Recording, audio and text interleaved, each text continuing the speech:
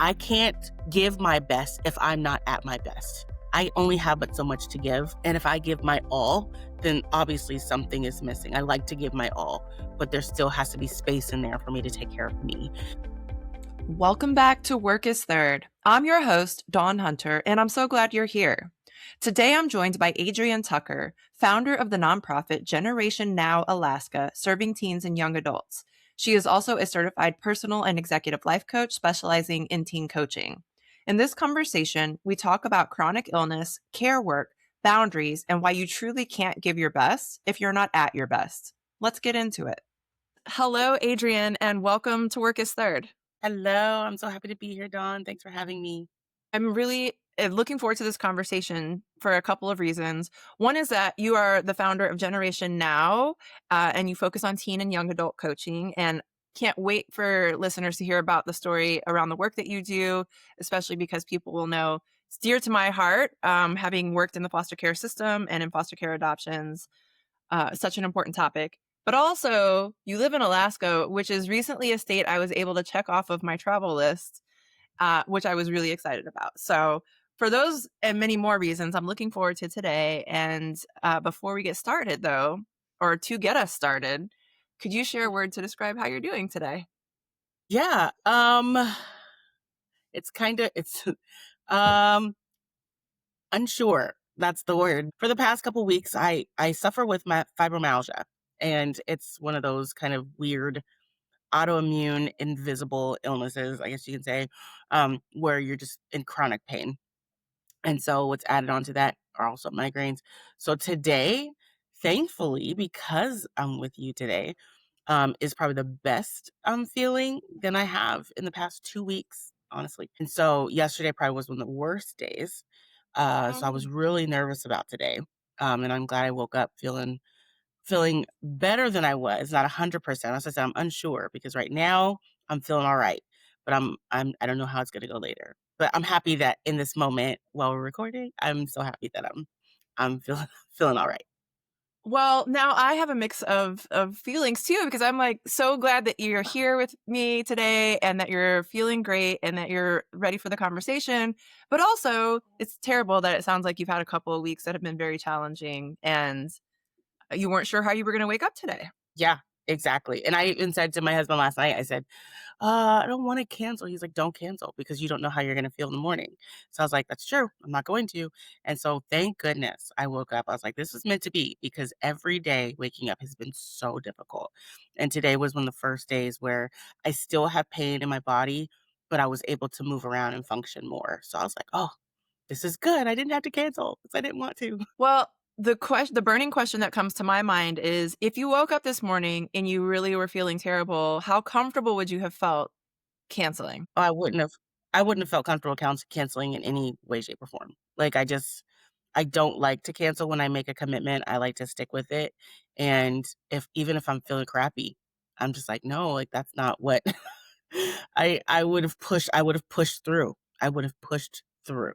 So can we explore this a little bit more? Because Yeah. the last couple of weeks, I have had pretty low energy myself, and it's hard to Mhm. describe. I was telling my husband, I feel fine overall, like physically I'm okay, but I feel unmotivated. I am a little bit more tired than usual. I feel like I'm in a brain fog some days, and I just don't feel like I'm at my best, and I haven't felt like meeting necessarily or doing social things. And it's been for, this short stretch now, and I've wanted to cancel things. I almost always am like, "Oh, I agreed to do this for this reason, so I should keep it," etc. But sometimes the best thing to do is to cancel, right? For your own health. Is Yeah. this how you respond to other challenges? Like, if you had other things on your calendar too that you were just like not feeling great, would you cancel all of them? Would you feel challenged by canceling any of them? That's a wonderful question because, and sorry you haven't been feeling your best either. This is a struggle, like being 100% transparent. This is a struggle that I have, as far as if I put something on my calendar, I want to keep it. Knowing that life happens, and especially with me being a mother of littles, and having like weird schedules and working with my husband's schedule, sometimes that has to happen. But I can't give my best if I'm not at my best. So there are times where I do have to. So because I work with teens, it's hard for me to meet with 20 plus teenagers and try to be excited and have energy like they do when I Yeah. am just down? And so there have been occasions where I'm like, hey guys, like, this is just not a good day. And I can't do it. I can't. And so I will. However, there are times where I feel like I have to push through because depending on if I'm coaching and the topic I know they're coming to talk to me about, or if it's someone who's brand new. For example, this past week, I haven't been feeling well. There's a new girl who's coming into my program, possibly. But I wanted to meet her. Her and her husband are new to Alaska, 21 years old, so a very young couple, and wanting her to connect because her husband has his people on the base, on the military base, and she has no one. She has no family here, no one. And so because I connect with that age, I was like, I don't want to seem like a flake. I don't want her to see her first experience meeting someone new. She canceled on me, like I just did not want that to happen. So I pushed through with a headache, with body pains and everything. And I'm so glad I did because that conversation was needed for me and for her, I believe. So I think it just depends on the situation where it's like, is this a time where I can give my all and push through? Or is it a time where I need to think about me and rest? Yeah, there's a lot of nuance, and the reasons for wanting to keep an appointment or a commitment are very wildly, right? Like, Mhm. from birthdays and anniversaries and other celebratory things to medical appointments to school activities for your kids, whatever that might be, right? There are always reasons, and you have to Oh, yeah. balance those. But when you like, with the young woman that you met with, what do you do after on those days where you do push through and you're not feeling your best? What do you do after to take care of yourself? Oh, after, as soon as I am able to, I gotta lay down. Thank goodness my husband knew that day that I was not doing well. He's like, "Babe, just cancel." I was like, "Nope, I'm not canceling. I'm gonna push through." So I was like, "As soon as she's gone, then I will let you know." And so I did, and he took control. Like, he took control of the kids. He made sure everything was done for the night, and I was able just to go and lay down. So then I was able to take care of myself because it was pretty brutal how I was feeling. So I try to depend on my amazing husband to take on those things afterwards. Have you had, fibromyalgia for a long time, or is this more recent? Since I was, let's say, diagnosed in 2022. Okay. 2022, I believe, is when I was diagnosed. Um, but according to my doctor, he believed that I've had it a lot longer than that. I just didn't know I did, because I was a lot heavier than I am now. Um, I've actually lost about 87 pounds. And so before my weight loss, I was, like I said, a lot heavier. And I think the pain that I was having in my body, I associated with being obese and carrying extra weight. And I'm like, because I'm bigger, I'm gonna have body aches. My back hurts, my legs hurt, my neck hurts, everything hurt because I have all this Yeah. extra weight on me. And so after I lost a lot of weight, I started feeling so much better. But then it was like randomly one day, I was like an avid I work out a lot at that time. I've definitely slacked. I need to pick back up. But at that time, I was working out like 2 a days. I was doing good, like really just focused on exercise. It Nice. was randomly one day I started walking and I was having pains like in my hips. And I was like, what is going on? Like, I shouldn't be feeling. I was like, did I work out too hard? And it just didn't go away. And that's when I knew I was like, something is going on. And I went to the doctor and they tested me for a lot of different stuff, any type of autoimmune. And they're like, it looks like because it's not rheumatoid arthritis, it's not lupus, it's not like a whole bunch of other ones that are more common. And like the only thing we think that this is fibromyalgia, which is very hard to diagnose. There's no real testing for it. Yeah, it's like I said, it's an invisible type of a disorder where I don't look sick on the outside, but inside I feel like I'm dying. Like it's horrible. Yeah, it sounds just from what you've shared so far that it sounds really grueling and painful and Mhm. uncomfortable and all of those things.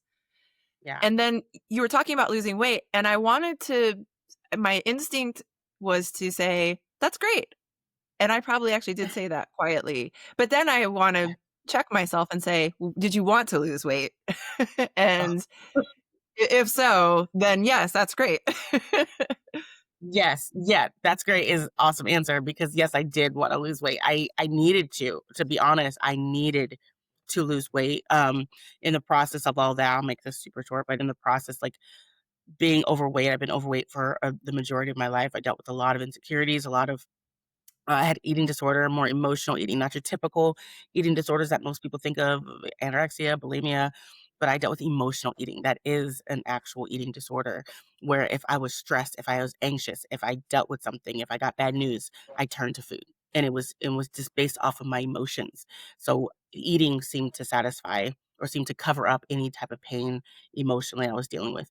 So I had it very, very badly, very bad, and so I just continued to gain, but it didn't help because I also was diagnosed with hypothyroidism, which what that means Mm. is, like, my hormones were out of whack, my metabolism was pretty much not active at all. So, it didn't matter how much I might have changed my eating or worked out like crazy, I might lose, like, 2 pounds in a span of a month or and then gain, like, 20, like, it just I was just constantly gaining and so in order for me to get my inside together, my body inside, my hormone levels balanced, my hypothyroidism under control because it's a lifelong, it's incurable. So to get that under control, I was pre-diabetic. My A1C levels were super high. Also found out I had infertility issues and it had a lot to do with it. Had PCOS, so I had a lot of issues on the inside. And so in order to get those figured out, I had to lose weight. So my endocrinologist, who was handling my hypothyroidism, he said, "You need weight loss surgery." So, I took that route, and it was something I definitely fought with for a long time. I was like, "No." He's like, "Because of your metabolism not operating the way it should, it will take you almost 3 years to even lose 75 pounds." Like, it's just because of how my body was operating. He's like, "What happens with weight loss surgery, whether you do the gastric sleeve or the gastric bypass, it resets your entire body. So once they do what they have to do, your whole body kind of goes back the way it works the way it's supposed to work. And now it's up to you to maintain it. I don't know if you've heard this before, like in school, some teachers, they instead of you coming in and having to do all the work and then you get an A, some teachers will everyone starts out at 100%. Everyone starts out at an A. Now it's up to you to maintain that A. So that's pretty much the same way our bodies Hmm. are, where now that after the surgery, my body is at an A, now I have to maintain that and kind of start over. And I've done a really good job. Have I gained? Absolutely, because I still do have hypothyroidism. My numbers will go up and down. But for the most part, I'm no longer diabetic. My A1C is down to 5.2, which Yay. is awesome. And it was at like an 8 almost. So that's good. My hormones are pretty much steady. I'm a female, so obviously our hormones go crazy. But I'm doing fairly well. Now it's up to me to get back to the exercise and the not junk eating, junk food eating, and, the emotional eating has pretty much gone away for the most part. Like, I'll turn to something else, instead of turning to bad food. So yeah. And did I hear you say that you were doing two-a-days, like, when we were in high school and, like, if you were in a sport, you did, like I mean, that's the last time I did two-a-days. Yeah. Oh, yeah. Oh, yeah. And it was simple, though. Like, my two-a-days, it wasn't, like, hardcore. Like, I did go to the gym. I love lifting. Lifting was, like, therapy for me, so I love lifting weights, but I was home, and so I had a young child at the time, a little one. I have 2 now, but I had a little he was little at the time. So I'm like, "I can't just go to the gym when I want. My husband's working," and, so I would pull up YouTube, and I'd find something on there, and I found something I fell in love with, and it was, like, dancing and I'm sweating like crazy. And I'm like, okay, I'm burning calories, I'm sweating, I'm dancing, and my son is participating. He's like, Mom, let's work out. And it was a win-win. The more he ran around and did all that kind of stuff, he slept better at night.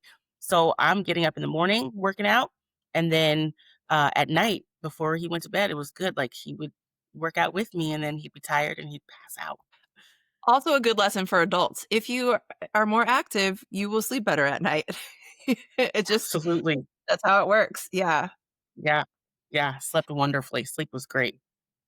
Actually, I'm in an interesting journey in terms of health and fitness because I'm in perimenopause, and so lots of Mm. hormone fluctuations with that. It's harder to lose weight. I have to worry about bone density and, they say that as you get older, you have to start shifting to more strength training and so I'm thinking of all these things. And also today I was just really hungry. And so in fact, I'm drinking a little protein shake I made. If you're going to snack on protein. And if you absolutely have to Mhm. have something else, have some vegetables. And I find it hard because I want to snack, of course, on other things. If anybody's seeing my weird green drink, it is a protein shake. And you're absolutely right. Like snacking on protein, that was a very, very hard thing for me to do because I absolutely love Cheez-Its. I love I love the non-protein stuff. That's what I want to snack on. But then I realized I'm like, okay, what are stuff that are still good I can do? So, and not even like changing everything like crazy. Like, I'm not a fan of almond butter. I don't like almond butter, but I like peanut butter. So that's still healthier, than me eating Cheez It. So I did apples and peanut butter and I loved it. One of my favorite snacks to this day. I love beef jerky. So there's certain things that I still ate even when I was heavier that I enjoyed that I'm like, well, I can still just do these things. Like I'll still eat the beef jerky. Um, I do love yogurt and granola. So I actually love Greek yogurt. So I was like, perfect. Like there's things that I still like. I just have to remember these have to be my first go-to and not my last choice. And so that was the mindset changing. And I do like protein drinks. So I did I didn't have to make, like, it looks like you don't have to make them. Do you make that or it is a powder that you make? Like you It's a have? powder. Yeah, I have one of those Okay. blenders that you turn over and blend, and you can just drink out of the Okay. cup. Yeah, Oh, no, I bought store-bought protein store drinks. bought. I was like, "I don't have time." I will I can I do have the time, I just chose not to utilize my time making it. So Isn't that life though? It's like I have the time. I choose to do other things. exactly. That I am curious because I watched that documentary on Netflix. It was called shoot, it was about like plant-based eating. It was Change Makers, I think is what it was Hmm, called. okay. And one of the things I think they profile in there is dairy. And so I am curious with the health conditions that you've shared, dairy is inflammatory. So I actually have tried to reduce dairy in my diet. So I love Greek yogurt and granola, but try not to eat it. And I also was a big cheese and cracker snacker. Oh, I Mhm. love how that sounded. Cheese and cracker snacker. Cheesy cracker snapper. That's a good name, like, if someone did a podcast on health and wellness, they should name it, like, Cheese and Cracker Snacker Podcast. I would feel like I need to be eating cheese and crackers if that was my podcast though. But yeah, so I'm curious how like dairy and like an anti-inflammatory diet, I guess, helps you to manage Yeah. your condition or no? So, I this is so bad, and I can't believe I'm admitting this, and of course, I want everybody to watch this podcast, but if my doctor is listening, hopefully she won't judge me, but, I, did not do well on an anti-inflammatory diet. I love dairy. I am a huge dairy fan. Um, there's some like I don't do a whole lot of milk unless I'm eating cereal. I can't do a whole lot of milk because it doesn't sit well with my stomach, but I put cheese on everything. Everything. The more cheese, the better. If I'm getting something, I always do extra cheese. Like I just all cheeses, like from cheddar to mozzarella to Swiss to shredded, doesn't American, doesn't matter. I love cheese. I love yogurt. I love ice cream. Like so I probably would feel better if I did cut some of that stuff out. That's just probably the hardest to cut for me. To be honest, I probably should cut down on my dairy, and I think that'll probably help a lot of the pain that I'm experiencing, because I do know that is definitely probably a contributor to my fibro flare-ups that I have. So, now I'm dreading it thinking about that. Yeah, I mean, I appreciate you sharing your experience because I think it's hard to figure out there's so much advice out there about what you should be doing, what you should be eating, how you should be resting. And sometimes it takes trial and error to figure out what works best for you. And then also, I kind of feel like life is short, so don't eliminate all of the things that bring you joy. So if you like cheese and crackers or you like cheese, like eat some cheese. And I think the Mhm. secret is do it in moderation, as with all things, Exactly. right?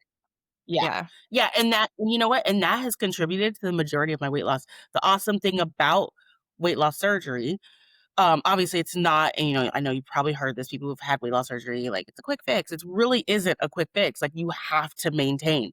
you can gain the weight back. You have to still exercise right. You still have to eat right. So the biggest part of that though is moderation, is eating in moderation. I want to maintain the moderation. I want to maintain the less eating, because if I go back to my old ways, I'm gonna end up back to almost 400 pounds. That's how I almost weighed almost 400 pounds. So, and I don't want to get back to that. I was 354, which was my highest. So my Okay. lowest, I got down to about close to 245, like right around there. So now I'm up. So I need to lose another, like get back to that. So I'm up to like 260 something. So I'm like, okay, I got to get back down and go a little further. So it definitely fluctuates, but I'm thankful for all the weight that I've lost in the process and trying to get back to where I want to be. That's an incredible journey though, and really again, kudos for losing that weight and finding ways to, as you say, keep your A. But I want to Thank go you. back to what you do and work with youth and young adults. And the reason I want to go back there is you made me think of when I worked in foster care. I worked in residential foster care, and I was in my early 20s, and so I was healthier, arguably a lot more energy, high metabolism, could run on 5 hours of sleep and feel fine. And in some ways, that's a great environment to work, a great age to be working with children. But then also, like, you still have challenges, no matter what age you are in life, and you're still showing up and you have to work with these young people who are impressionable, who are looking to you, who need guidance in their life, who need structure. And sometimes it's hard to show up as your best self. And you describe some of the things that you've had to manage. I guess let's start with how you established your program and the kind of work that you do with the teens and young adults. Yeah, so great question. I will start it out like kind of how this came about, how Generation Now Alaska started, and I'll make this a super quick story. But when I was in college, oh well, I'll go back. I've always wanted to work with people. That's always been my dream. Is just always to work with people. I love people in general, and so I just didn't know what capacity. So when I was in college, I majored in psychology. So I figured that's like the best helping degree. So I was like, let me go in psychology. I don't know where it's going to take me, but let's just go for it. So I majored in psych with an emphasis in mental health. I went to a small Christian school, and they had a huge like missions program, and a lot of the students, they would take missions trips during spring break or summertime or winter break, and missions was not something I was into. Not in a bad way, but I just wasn't called to do missions. So they're going to Ethiopia, Morocco, and all these places, and I just wasn't drawn to go. But then they said, "Hey, we're doing a missions trip, and we're staying in the U.S. We're going to Miami." I was like, "Oh, I could do that." I was like, "Are we going to the beach?" Like that's what I wanted to know. Even though I did know my focus, I did know the reason why we're doing this. But of course, I think I had other motives. I'm in college, right? Like I'm still having fun. So so we went there, and the whole purpose was to work with the inner city youth of Miami. And so it was a camp that a church was putting on for a week, and there was kids from all different walks of life. The majority of them are from marginalized communities and underserved populations. And so we went in, and so there was a group of about 12 to 15 of us in my group. They put us with the older kids, my group. I've always been drawn to younger kids, to like little ones. I have a degree in early childhood development, so I did love little ones. So when they put us with the older ones, I'm like, I don't work with teenagers. I don't like teen. Like in my head, that's what I'm thinking. I was like, no, I want like the 2 and 3 and 4 year olds. Like that's what I want. But they put us with the older kids. Fast forward, we're with the older ones. They're junior higher, so they're seventh, eighth, ninth graders, and so I'm connecting with them as best I can, having a good time. Actually, ended up being tons of fun. Like they were super fun. They had lots of questions, and like you're from Alaska. Even though we came from Seattle, I went to school in Seattle, but they found out I was from Alaska, so they had all those questions. And there was one girl in particular that stood out to me. She was very, very, very standoffish. She did not want to talk. She didn't want to participate. Arms were crossed. I mean, attitude times 10. Huge wall, like super duper, like big brick wall.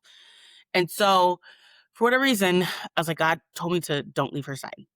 It's like I heard him say, like, don't give up on her. Stay with her. So I did.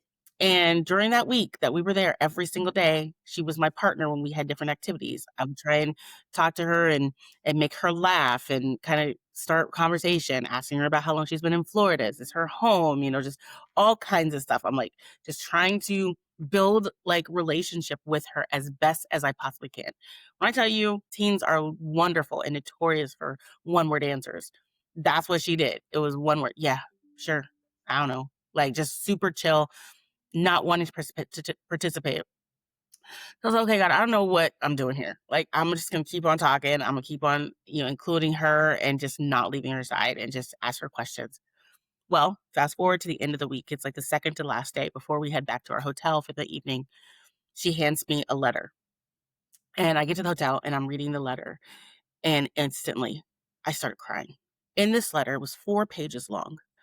And it was like 4 pages front and back. And I'm reading this. This girl spilled her guts. She told me everything she had been through, from being molested to being abused, dealt with violence, being homeless, broken relationship with parents, with her father. I mean, everything you can think of, she shared it. When times were good in her life, when all the times that were bad, how she felt like she was worthless, moments of feeling like she didn't want to live anymore. I mean, I'm talking everything. And what she said in that, so I want you to know, Miss Adrienne, that this week has been one of the best weeks of my life. And she said, and the reason for that is because you didn't give up on me. You didn't leave my side. You included me. And that right there, I mean, said so much. It spoke so much to me. I mean, I was already so heartbroken about everything that she had experienced in her life, right? Like no one, let alone she's only 14 years old. So let alone like what she's gone through at 14 was already heartbreaking and hard to hear. But the fact that I feel like I didn't do enough, because I was even questioning during that time, like, okay, this isn't working. Like, it's pointless. I don't know why I'm still trying to talk to her, but I'm here. Clearly, I did something right. And this is what I found out in the process of that. Teens want to be heard and they want to be seen. During that week, I heard her, the little bit she said, but I saw her. I made sure she wasn't invisible. I made sure even though she acted like she didn't want to participate, I made sure I included her, because I could have been like, okay, well, go over there and sit down if you don't want to do this. I could have easily shunned her or pushed her away. I was like, no, come on, stand right by me. I don't really want to do this either, but let's have fun with it. Just kind of doing whatever I could to include her and making sure she knew that she was still cared for, that she was still loved, however that might have looked. That's what I did for her. And from that moment, it worked, and she opened up, and, that was in 2005, and here we are, 2025, what is that? 20 years 20 later? 30 years. years? 20 years, and we still talk. We still communicate. She's amazing. She's a mama herself. She's done modeling. She's doing so good, and if it wasn't for that, I wouldn't have known the calling that God had in my life, that where I'm supposed to be working with teenagers. I thought I was gonna be with little kids. And so that's when I knew, I was like, okay, this is what I'm supposed to do. This is where I'm called. This is my purpose, is with teenagers. And so from that point, I came back home to Alaska after graduating from college. I worked with in the foster care system. I worked with teenagers. I licensed foster homes, but the group that I would connect with most was the teenage girls. I ended up running a group home, therapeutic foster home for teenage girls. I had 5 girls, and I lived in the home with them. And so I was like their mom, where I was, cooking and clean. Well, they had to do a lot of that stuff. I was like, oh, this is an independent living home, so y'all gonna learn some independent skills here. So I'm not doing all the cooking and cleaning. But I did their parent teacher conferences. I would have to ground them if they didn't listen. I went to their doctor's appointments. I helped manage their medications. Like I did all of that. I was 24 years old at the time, so I was very young doing that. Same. Yeah. Oh, yeah, you're around the same age? Well, when I was doing that work, I was, yeah, I was in my early 20s, and we are 23, 24 years old, going to parent teacher conferences, going to medical Mhm. appointments, helping with counseling appointments, giving them their medication, all of these Yep. things. And you're like, what am I doing at 24 years old doing all this? I don't even have kids of my own. Exactly. I'm single, no kids. And now here I am with like 5 teenagers. Like, what am I doing? Like, it really did seem crazy because I'm like, this is the time like all my friends are enjoying either they're doing one of two things. They're enjoying their life and partying and traveling and having the time of their life, or they're married and settled down, have their kids and they're like homemakers. And here I am in this job that has now become my life with teenagers. Like I've totally skipped the baby age. Like, you know, Yeah. so it was crazy that this is where my life was going. So so that's pretty much what I did. So fast forward a bunch of years from that, I'm still doing working in human services and trauma and all of that kind of stuff. And I ended up taking a break from it to prevent burnout. I was like, you know what, maybe I just need to step away for a while because this work is very heavy. I had a lot of mental fatigue and compassion fatigue, like all of that. So I was like, I need to step away a little bit because I am still young and I want to be able to enjoy my life. And I don't want to age myself because I'm in doing heavy work. So I went and got a job at the airlines, one of our airlines here, and enjoyed that. But during that time while I was there, even though as much as I loved working for the airlines and traveling and enjoying my young, young adult years, I was like, I'm still supposed to do something. Like, I can't not. I have to, in the process of that too, I ended up getting married while I was working at the airlines and everything. But I was like, I'm supposed to do more. So a lot of my friends, again, they all kind of grew up faster than me and as far as becoming married and having kids. So a lot of them had teenagers and their teens would come to me and say, "Hey, Miss Adrienne, can I talk to you?" I was like their mentor. And so because of that, I was like, okay, I'm mentoring now and I got a bunch of teenagers I talk to and they're all going through the same thing. They're all dealing with the same thing, whether it's navigating friendships or relationships, like having boy drama or trying to figure out what they want to do with their life and just all of that. And so I was like, you know what? How about we all get together? How about we just like kind of like a support group and just kind of come together and talk about all these things because this will kind of show that you're not alone. Like you're not dealing with this by yourself. There's someone else that's dealing with the same thing that you're dealing with or someone who has gone through what you're dealing with now and they can kind of help walk you through like what they did and say, "Hey, maybe try this. This is what helped me when I was going through that. So let's come together and do this." So I decided this was in 2016. I started this group and I called it Gen Z Girls because it was Generation Z. It was all girls. So it started as Gen Z Girls and we would meet once a month for a few hours. I'd feed them and I'd have a certain topic. I'm like, "Hey, let's talk about peer pressure. Let's talk about it. Like what are you struggling in? Is that something you still deal with in high school? Like, is that something that isn't something that you struggle with? Or have you given in and to things that you shouldn't, just whatever it is." And so good conversation, sometimes some role playing activities. And I had 4 girls that showed up to my very first session after tons of advertising and putting the word out there. I had 4 girls that showed. And those 4 girls are like, "Can we do this more often? We had so much fun." They loved it. And I'm thinking like, I thought more were gonna show. Like I was like Yeah. so disappointed. I was expecting like 25, 30 to show. 4. But those 4 loved it. And again, God told me, "Keep going. Don't give up. Just keep going." And I did. And the word spread. The teens, they started telling their friends at school and at church and in youth groups and in their sporting teams. And then their parents started sharing the word with other parents. And in that time, I've had over 200, almost 250 teams that have been involved in these 9 years. And for Alaska, being in Alaska and kind of in the population, that's actually pretty good to maintain this organization that I've started for all these years and then changing the name, going through name changes to Generation Now because we're going from Gen Z to Gen Alpha. And so whatever generation it is now, that's the generation I'm called to impact and encourage and mentor. So Generation Now, and then I opened it up to boys. So now I have boys and now I have staff and, and then turned it into an actual nonprofit organization. It's like, wow, like God said, don't give up. And this is the reason. Because as long as there's teenagers on this earth, which there will forever be, they need to be seen. They need to be heard. They need to know that I've been there, that I've dealt with this, that this isn't a new thing that just showed up. Now, mind you, I didn't deal with social media back in my day. We didn't have that. We didn't have cell phones, like, Thank so God that we did not. exactly like that. And that's the reason I'm so glad you said it that way, because even though there are things that I dealt with and things that I've gone through that they've gone through, The difference is that things weren't filmed, things weren't recorded. We didn't have social media to be able to share those things. And so for them to have somebody else their age to say, hey, I was on Snap and this happened, or I was on IG and someone said this, or someone made a page about me, a fake Instagram page about me. We didn't have to deal with that. So now they can relate to someone their age and stage and talk about it in a healthy, safe place without judgment.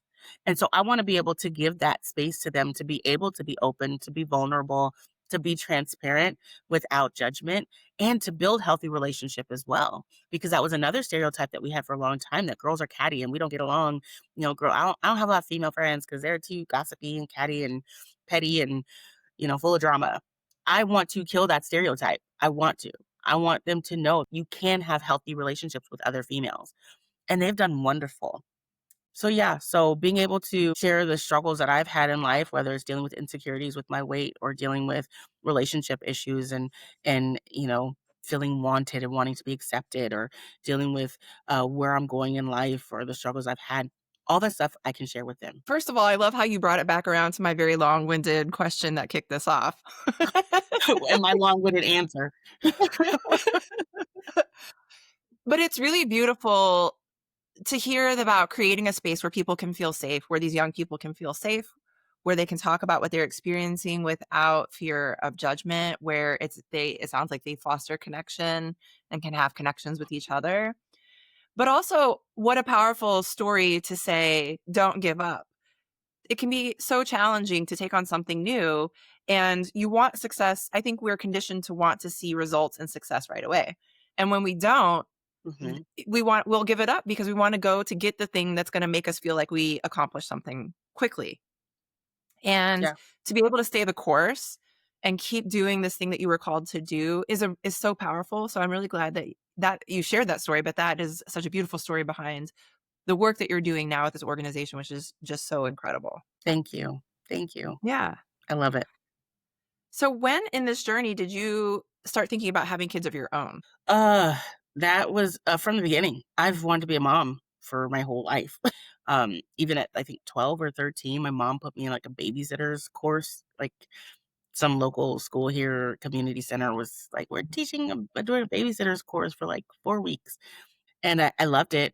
I was one that had dolls and wanting to change diapers and give bottles. Like I've always knew I was made to be a mom.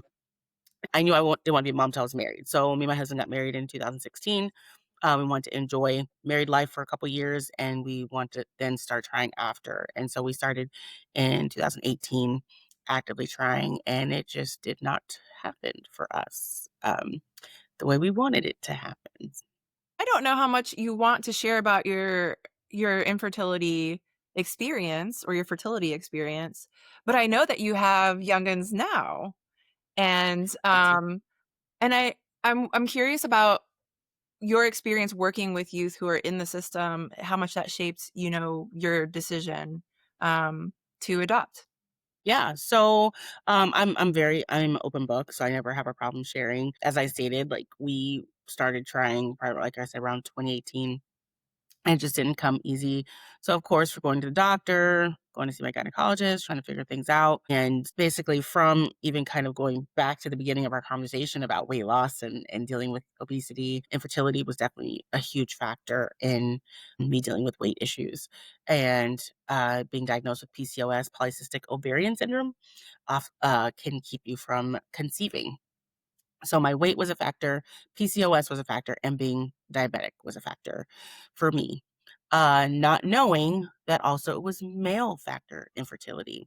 So my husband also dealt with infertility. And so because both of us were dealing with that, we had to try even more. So we tried different treatments, we tried medications, you name it, we kind of tried it, with the exception of IVF. So IVF, we did not take that route. The reason why we did not do in vitro fertilization was for a couple reasons. Way, way, way expensive. So tons of money. It costs tons of money. Insurance does not cover it, and it's not guaranteed. So I was like, do I really want to fork out thousands and thousands and thousands of dollars and it still may not happen? Was kind of hesitant. The other thing was at that time, we had no IVF specialists in the entire state of Alaska. There was none. Mm. So in order for me to get the treatment I needed, if I did take that route, I would have to fly to the nearest place, which was Seattle, Washington, from Alaska to get the treatments. I couldn't do that. I have a job. Like I can't just and the treatments were like weekly type of treatments. Like I'm like, I can't do that. So I'm gonna have to figure something else out. So to make a long story very short, we just kind of was like, okay, well, God, if it's meant for me to be a mom, let me please make it happen because I don't know how this is gonna happen. Went through some depression, went through, I was angry. Everybody's getting pregnant. I'm seeing all these pregnancy announcements. Like it was driving me kind of nuts. Like I'm excited for people, very happy for them. But then I was like, why isn't this happening for me? And so I remember God said to me, again, he speaks to me a lot. He said to me, he was like, I said you would be a mother. I just didn't tell you how you would become a mother. And I took those words and I ran with that. I was like, okay, well, I'm going to be a mom. I just don't know how it's going to happen. It might be miraculous one day. I don't know. Like, it may happen when I'm late in my 40s. I don't know. I have no idea. Well, the work I do, which we never talked about this, but the work I did, I resigned this past May, but the work I did for almost 8 years was working with sex trafficking victims. And I absolutely love that work. And I know it's always going to be a part of me. And the reason why is because it has a lot to do with me becoming a mother. One of our clients was pregnant and she wanted to place her child up for adoption. My boss came to me and said, Adrienne, you and your husband want to be parents. Why don't you adopt her baby? I was like, is that ethical? She's like, yes, it is. It's very ethical. You have police officers, law enforcement. They do it all the time when they're going in and breaking up a domestic violence situation. A lot of times those kids are taken away and the police officer that broke it up ends up adopting those kids. So it is definitely ethical where you have a lot of people in this field will go in and parent the children that were removed from homes. So anyways, she wanted to place her child for adoption. We talked about it. My husband said, yeah, let's go for it. Went through the whole process of adoption, did the home study, the background checks, all of this. And mind you, this is all in 2020, which we all know what happened in 2020. Yeah. Yes. So a lot of stuff was shut down, a lot of stuff was closed. I'm like, are we gonna be able to do this? Because like the country shut down. Like, what are we gonna do? But we continued forward, whatever was available, we did it. In that process, she ended up changing her mind. And that was very hard. And I'm like, okay, she's gonna parent. Now I can look at it two ways. I'm like, okay, I'm happy for her. If she's in a place that she's able to parent, I want her to parent her child, right? Like I want her Right. to be able to do this. And I've been her case manager. So I'm like, I can help her with those resources and be there. But it was still hard because I'm like, okay, we're Yeah. about to be parents, you know?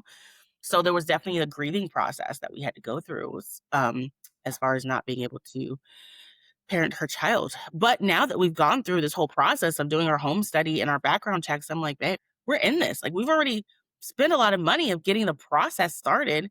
Let's keep on going. So that didn't happen. We went ahead and kept going and looked at different agencies across the country. We found one in Atlanta and connected with them and signed on. And when we signed on July 1st of 2020. That day is very significant because it's my birthday. And I was like, I want a day to always remember. And so I told my husband, let's sign this contract on my birthday and let's put it out there to the world. And that's when we announced it to our social media world and village and community that we are trying to adopt. And so that's what we did. And we're now signed up to adopt. We're waiting patiently, kind of patiently, like it's a lot to connect with a birth mother, an expected mother somewhere in the country. And so we're going through the process. We get a lot of cases coming our way, but God kept saying, no, like, nope, this isn't the one. Nope, this isn't the one. And finally we get one. We get an email from our agency on August 13th. We get a call and they say, we have a young expected mother in Dallas, Texas. And we want to know if you want to present. We need to know by the end of the day. Now, normally we get about 2 days to decide, to think on it, pray about it, decide. She's like, we need to know by the end of the day. I was like, wow, that's fast. So I told my husband, we pray about it. He's like, yeah, this one I'm feeling like, and we're in two different places and God's telling both of us, yes, like, let's move forward with this one.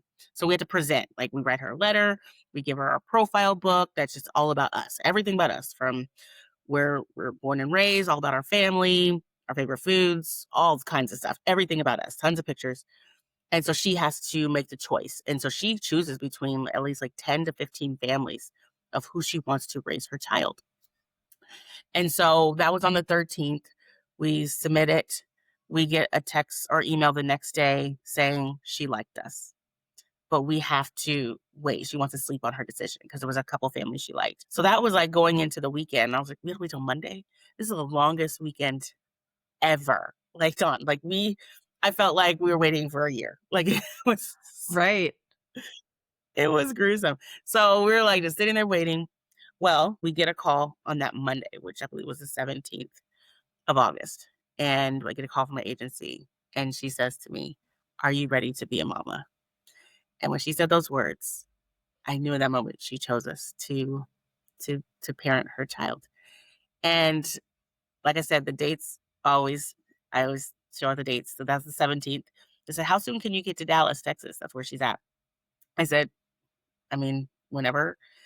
Well, the whole part of this is that her due date was August 21st. So mind you, adoptions can usually take a year, 2 years. That whole process. It's a long journey to finally be matched with a birth mother. This happened in a month and a half for us. We signed up July 1st. Technically, like I'm saying from the contract date, we signed up July 1st. We get a call on the 13th of August. We get chosen on the 17th. Mom gives birth on the 23rd of August. So, I mean, we literally had like a week. So, and we had nothing. And so that's how we became parents of a little boy, 8 pounds, 13 ounces, super precious. And we love him so much. And he's 5 years old now, but I was the first one to hold him. We got down to Dallas in time. And I was the first one to hold him. And so that was our adoption journey. And then we have a second child. And this one's a little different where we went through the foster care system. But again, it started out with the work I do with another client through the program I worked with who had been trafficked and she had been using. And she shared that she knew that she was going to lose her baby. CPS was going to come in and take her baby because she had been using. Sure enough, that's what happened. But CPS found a family member. And so we ended up not being able to bring her home. But in the process, they had another child that came in 3 months old, said, "Hey, we have a child here that needs to be picked up from our office. Can you be here in an hour?" And we said, "Yeah." And we ended up bringing her in. Her mother was also had been using drugs, substances, but she's super healthy, very healthy little girl. We didn't know how long it was going to be that we were going to have her. We didn't know for short term, long term, if they were going to find a family member. Well, come to find out, ended up being very long term, and it turned into adoption. I didn't know if we were going to cover all of these topics, but we did actually. You touched on quite a few things, and the thing I want to come back to is you do such work that requires caring and passion, right, from you, or you're in a caring profession, and you always sounds like you always have been. And so I am curious about what are some of the things that you do, and this will kind of be like to transition us into the end. Like, what are some of the things that you do to best take care of yourself? This is probably one of my most favorite questions ever asked. Like, anytime someone asks me about taking care of myself, I love this question. The reason why I love this question so much is because I do work in a very tough field. The caring, the helping is a lot. And it could totally drain me. It could depress me. It could cause me, like I said, compassion fatigue, right? Well, one thing, my boss slash mentor from the organization I worked at, working with trafficking survivors, she was adamant about us taking Sabbath. And we call it Sabbath and not self-care. We don't call it self-care because self-care, if you look at, I love using analogies, think about putting gas in your car. Self-care is usually kind of filling you up as far as you can go from A to B, right? Like, okay, let me just go to the gas station and put about 20 bucks in real quick. Sabbath is filling all the way up. Literally renewing yourself, renewing your mind, renewing your soul and your spirit, kind of being refreshed, restored, kind of letting go of every noise, every distraction, everything that has kind of brought you down, where you know it's time for me to refill myself. So where I can get to a place where my cup runneth over, if that makes sense. Yeah. So not just kind of filling it up enough to just like get me through. I want to be completely whole. I want to get back to that whole place where I was before. And so we were required, literally required to do Sabbath every week. So we would choose a day where we would decide what day we would take a whole, if we could, 24 hours of Sabbath.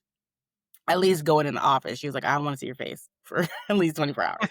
Um, so so I did. I took my Sabbath day, and during that day, it looks different for everyone. Looks different for everyone. For me, I am an extrovert. And sometimes Sabbath for me, what refills me, what brings me joy, is being around people that I love, people that uplift me, people that encourage me, not people that drain me. So if I know I have a wonderful friend and I know a time together can be a little draining, she's not allowed on my Sabbath. And that could go with family as well. If I know I have family that is full of drama and they're just going to talk about their problems, sorry, you're not allowed on my Sabbath. Usually for me, it looks like spending time with my family, with my husband, with my kids. They lift me up. They bring me joy. Doing the things that I enjoy. I am a very strong Christian. I enjoy my time with God. I do a Bible study, or I might listen to a podcast or a sermon because that uplifts me. That rejuvenates me. And put RE in front of all these words. Rejuvenate, refill, restore, refresh, renew, all of that. That's what your Sabbath should look like. And we use Sabbath as well spiritually, because God rested. I'm like, he's God. He's God. So if he can rest, then we should rest. And he rested after everything he did.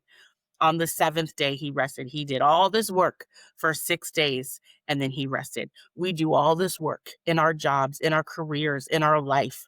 We need a day to rest. We need to be able to be better, to be whole. And so that's what I'm going to do. For some people who are introverted, they want to paint, they want to get creative, they want to take a walk, they want to read a book all day. That's what helps them. Some people love to go exercise, go exercise. Some people might enjoy cleaning their house. That could be their Sabbath. They might enjoy doing laundry and cleaning the kitchen and scrubbing. People enjoy that. That is not me. That's not me at all. But mind you, it's not all that deep. I love Grey's Anatomy. I love Law and Order. So I will throw on my favorite shows sometimes. Yeah. So that's what I do to kind of refresh, to kind of get my mind right and get ready for the next day. A Law and Order binge is always in order. That is Thank the you. best thing to do. Yes. Always. Yeah. Well, Uh, I wanna be mindful of the time, and I would like to ask you the 4 questions that I ask every guest, to start to yes. wrap us up. But I also wanna say, when we first spoke and you talked about the Sabbath day, I was like, has to be one of my favorite examples of how you can do work right.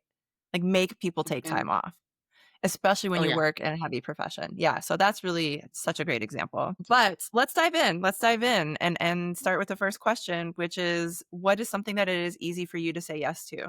My kids. It's easy for me to say yes to my kids. Yeah, I pretty much will do anything for them. Um, for the most part, obviously. Like, they're like, "Mommy, I want a lollipop. Mommy, can we go to Chuck E. Cheese? Can we go to trampoline park?" I'm like, "Yeah, let's go." So, it's easy for me to say yes to them. Well, then I'm curious what your answer to the next question will be, which is, what is something that is hard for you to say no to? Is it also your kids? It is also my kids. Yeah, it's also my kids. It's so hard to say no to them, and when I say no, there have been moments of tears for me, like, where I was like, "I don't wanna say no." And even kind of going to, I say my kids, but also my teens, because I've built such close relationships with my teens, and I'm really close to a lot of them. Not all 200 plus, but there's a group that I've really, really connected to, that are regulars at my house and that we spend a lot of time with and really have grown close to. When they're like, "Miss Adrienne, I need to come over and talk, or I just wanna come hang out." I'm like, "Come on over." Like, it's hard to say no to them too, and it's easy to say yes to them sometimes. Like, there's moments of those. So, it's kinda like I look at some of my teens as my kids. So, I guess that's why they kinda go together. So, Yeah, yeah. that makes sense. Mhm. Yeah. Well, I think you have shared some answers or examples of answers to this question, but when it comes to rest and joy and self-care and setting boundaries, what do you think you do really well? Um I could do better at the setting boundaries. Definitely the rest. I know when I need to rest. I know when I have my Sabbath, even to the point where my teens know. Even when I was working with trafficking survivors, they would send me a text on my Sabbath saying, "Hey, Miss Adrian, I know it's your Sabbath. Don't answer. I'm just sending this now." Like, they know. Like, kind of train them to know this is when I rest. So if I don't answer back right away, they know that I really, really, really value my Sabbath. It's very important. It's a priority. Yeah. I wish more people protected their time like that. That's really Mhm. invaluable. Well, you already sort of answered it, but the last question is, where do you still struggle? And you said setting boundaries. Boundaries. Yes. I'm sorry. I didn't even realize I Do you want to anything specific related to boundaries that is a challenge? Um, yeah, well, in the work that I do, I mean, this is again because I work for myself. So this isn't a 9 to 5 for me. It's not a 9 to 5 where I go into an office and that's when they have access to me. And so when they call me and say, "Can I come over?" I'm like, "Yeah." But there are times where this is time that I'm spending with my spouse, with my husband, or with my kids. And it may not be my normal Sabbath day. It could be a random day, right? But if I know like, oh, I'm not really doing any work right now, and this is time me and my husband catch up on our show, and we're going to dinner together, and then the teen's like, I need to talk to you. I'm like, okay, come over real quick. Those are moments where, again, it's hard for me to say no. I'll usually say yes, but this is the boundaries area. So I have to be able to say like, no, this is not a time. This is time I'm with my family. Can we postpone it? So I have to understand the boundaries there. But Mhm. I will admit, like, sometimes that is hard because I just wanna be there for them when I can, you know? Well, that was a beautiful full circle moment of the conversation because that's what we started off talking about, which was Yeah. whether or not you needed to cancel coming and not wanting to cancel on people. Crazy how that happened, how we really did just go full circle. Knowing when to cancel, right? Yep, setting Right, right. boundaries. So I've really enjoyed the conversation. And what I want Mhm. to ask you as we wrap up is what is something that you are taking away from the conversation today? Well, I love the question. Like, you had wonderful questions, but one thing you really that we again went going full circle that you put a lot of emphasis on, which is making me go away and think more, is about my boundaries and really knowing when to. Like I said, I protect my Sabbath, but again, I could be feeling totally fine, 100% healthy, everything's good, but it's just my Sabbath day. But there's days that are not my Sabbath where it's still like I'm gonna have to cancel or I'm gonna have to say no, or like I have to, like I now I'm gonna be thinking all day about that. So I truly, truly, Don, appreciate you for bringing up those questions because that is a struggle. That's something that's very difficult. And I say I'm a recovering people pleaser, because it is something that I am still going through. I'm trying to see. I'm sorry. I'm looking at my bookshelf because I have a book. There it is. It's called When Making Others Happy is Making You Miserable. Um, it Need to is read an that amazing one. book. Okay, I will send that to you and the author and everything. It is a faith-based book, but it's so, so, so good. And I've read it a few times. Um, but it's true. Like I'm my boundaries obviously are not set when I'm trying to make sure someone else is okay, but I am not okay. I can't give my best if I'm not at my best. I only have but so much to give. And if I give my all, then obviously something is missing. I like to give my all, but there still has to be space in there for me to take care of me. So that's what I'm taking away from this. Like, even though I might have done most of the talking, your questions have really been thought provoking to the point where that's something I don't think about often. So thank you so much for asking those specific questions. Because now I'll be thinking all day. Well, thank you, Adrienne, for sharing that. Yeah, I learn from every guest too, and I also am a recovering people pleaser. I struggle with canceling, even though I know I don't feel my best. And Hmm. I've tried to be more intentional about saying, I'm not going to be my best self on this call, even if I could be 80%, but if I know that I'm not going to show up as the person I want to show up as, I'm trying to give myself permission more to just say, can we do this another day? Yeah. Unless, like you said, something is truly urgent. So I think it's great to just be reminded of those practices as well and know that we're not alone in the struggle. Mm. um, but yeah, but this was such a joyful and fun conversation to have. And Yeah. I feel like so many things, like you said, to think on. Hmm. For sure. For sure. For you and me both. Thanks for listening. If this episode resonated, I invite you to learn more about Generation Now Alaska. You'll find that link along with other resources we mentioned in the show notes. Thanks to Adrienne for this candid and inspiring conversation. If you enjoyed this episode, please subscribe, rate, and share it with someone who might need the conversation too. Until next time, remember, work is third.